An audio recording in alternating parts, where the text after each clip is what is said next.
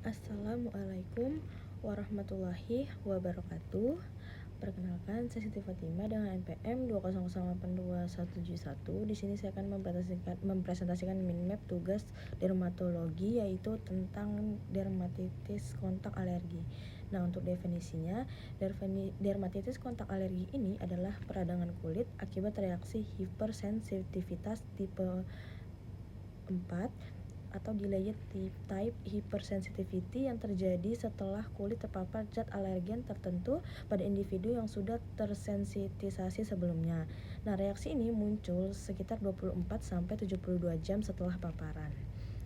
Lalu selanjutnya untuk etiologi dari DKA ini yaitu alergen penyebab. Nah, alergen adalah zat kecil atau hapten yang menjadi antigen setelah berikatan dengan protein kulit. Nah, alergen tersering ini yang pertama ada logam seperti nikel, yaitu perhiasan, kancing, dan juga jam. Lalu ada kosmetik, itu seperti parfum dan perwarna rambut.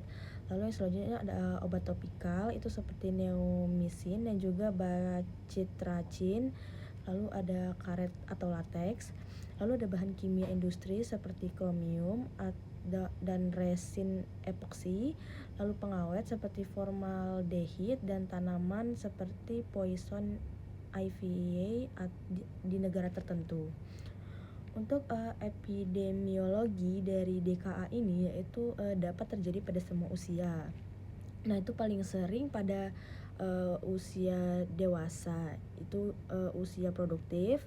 Lalu dia insidensi meningkat pada pekerja industri, tenaga kesehatan, pekerja salon, dan juga ibu rumah tangga. Lalu selanjutnya ada pun faktor resiko dari DKA ini, itu dia yang pertama memiliki riwayat atopi, memiliki paparan berulang alergen, pekerjaan dengan bahan iritan atau alergen, kulit kering atau rusak, dan juga kebersihan kulit berlebihan atau overwashing. Adapun gambaran klinis dari DKA ini yaitu dia lesi muncul sesuai area kontak dengan alergen. Nah, yang pertama itu ada fase akut, itu biasanya gambaran klinisnya ada eritema, edema, papul atau vesikel, gatal hebat, dan juga eksudasi. Lalu pada fase subakut gambaran klinisnya itu ada eritema, desquamasi, krusta. Lalu pada fase kronik itu dia memiliki gambaran klinis seperti penebalan kulit atau likenifikasi, fisura, dan juga hiperpigmentasi. Nah, keluhan utama dari DKA ini yaitu gatal. Untuk lokasi predileksi yang sering terjadi pada DKA ini yaitu pada tangan, wajah, leher, telinga, dan juga kaki. Bisa juga terjadi pada area genital. Lalu adapun diagnosis. Nah, diagnosis ini ditegakkan berdasarkan seperti biasa. Yang pertama itu ada anamnesis. Nah, ini pada anamnesis mungkin pasien sering mengatakan bahwa terkena riwayat pajanan zat tertentu. Nah, hubungan waktu paparan dengan timbulnya keluhan ini berapa lama, dan juga perbaikan bila paparan ini dihentikan. Nah, untuk pemeriksaan fisik itu biasanya lesi sesuai area kontak. Lalu dia bentuk sesuai fase dermatitis.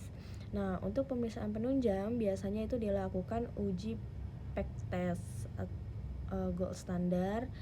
Itu dilakukan saat lesi muncul untuk mengidentifikasi alergen yang spesifik. Lalu yang selanjutnya adapun tata laksana dari DKA. Itu yang pertama ada terapi kortikosteroid topikal. Nah, ini terapi utama. Nah, pada lokasi wajah, lipatan, dan genital itu memiliki potensi rendah. Contoh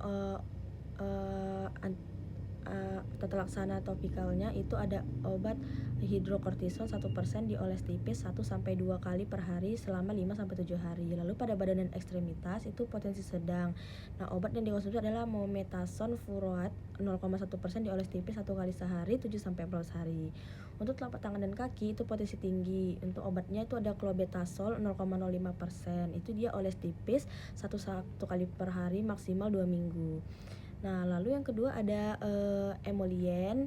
Ini dia wajib dan jangka panjang. Contoh yang dikonsumsi ada petrolatum, urea rendah dan ceramid. Itu dia 2-3 kali per hari dioles 5-30 menit setelah kortikosteroid dan dilanjutkan meskipun lesinya itu sudah membaik.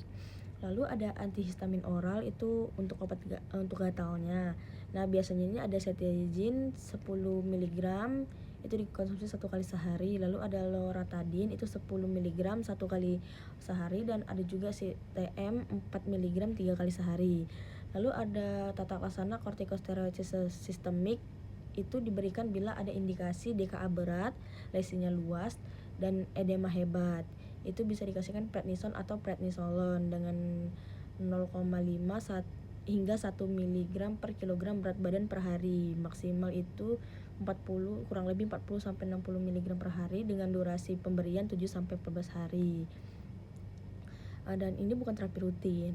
Lalu yang selanjutnya ada tata laksana kalsineurin inhibitor topikal, ini dia alternatif. Nah, untuk wajah atau lipatan bila steroidnya ini kontraindikasi, itu bisa diberikan tacrolimus 0,03 sampai 0,1% itu dioles tipis 2 kali sehari.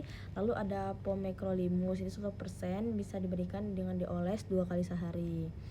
Nah, untuk diagnosis banding dari DKA ini, yang pertama ada dermatitis kontak iritan, dermatitis atopik, psoriasis, tinea corporis dan juga seborrheic dermatitis. Lalu adapun prognosis dari DKA ini yaitu dia prognosis akan baik bila alergen dikenali dan juga dihindari. Lalu dapat menjadi kronik bila paparan berulang dan kekambuhan itu bisa saja sering terjadi bila kurangnya edukasi. Lalu untuk edukasi pasien ini dia edukasi merupakan bagian terpenting dari tata laksana. Nah, ada beberapa poin dari edukasi. Itu yang pertama menjelaskan bahwa penyakit ini tidak menular. Lalu pasien perlu mengenali dan menghindari pencetus dari alergi. Lalu membaca label produk seperti kosmetik, sabun dan juga obat. Lalu menggunakan pelindung kulit saat bekerja, itu bisa sarung tangan atau pakai sepatu. Lalu dia menghindari untuk menggaruk lesi. Lalu gunakan obat sesuai dengan anjuran dokter. Lakukan kontrol segera bila muncul kembali. Sekian penjelasan dari saya. Jika ada yang kurang saya mohon maaf. Saya tutup dengan Assalamualaikum warahmatullahi wabarakatuh.